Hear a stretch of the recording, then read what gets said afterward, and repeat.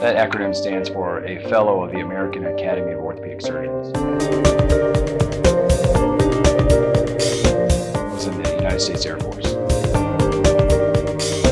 I joined in 1992 when I was accepted to medical school, but I actually began active duty in 1996 and served until 2010. Well, initially I came in as a flight surgeon. It was required of anyone interested in being an orthopedic surgeon that we become a flight surgeon initially, and then follow that type of position with a job in the orthopedic residency program if we were accepted. So for 2 years I was a flight surgeon at Lackland Air Force Base. We had a group of pilots that we took care of, but we also took care of all of pretty much the spouses and all of the active duty who served in the hospital and the clinics surrounding the Lackland Air Force Base. Well, ultimately I became a spine surgeon after my orthopedic training.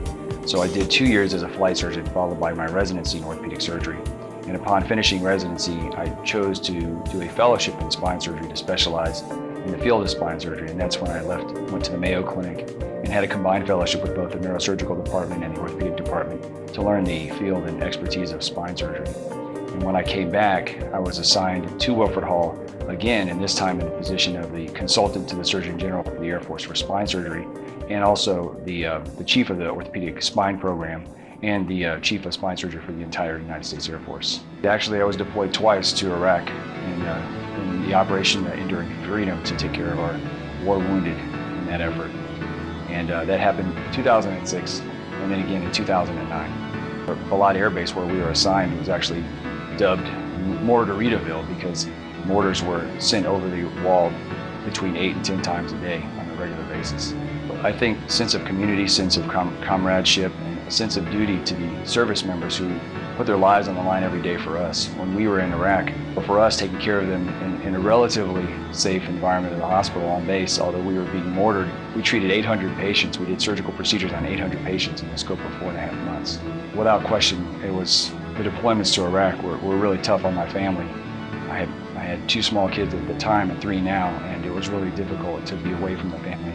Have my wife kind of managed our lives back home by herself with the children. Despite that, I still feel like I was able to contribute to our country, and I feel proud of that effort. Well, when I separated, I had 14 years in, so I had spent quite a bit of my career in the Air Force, and I had formed some really nice bonds with patients and my colleagues in that time.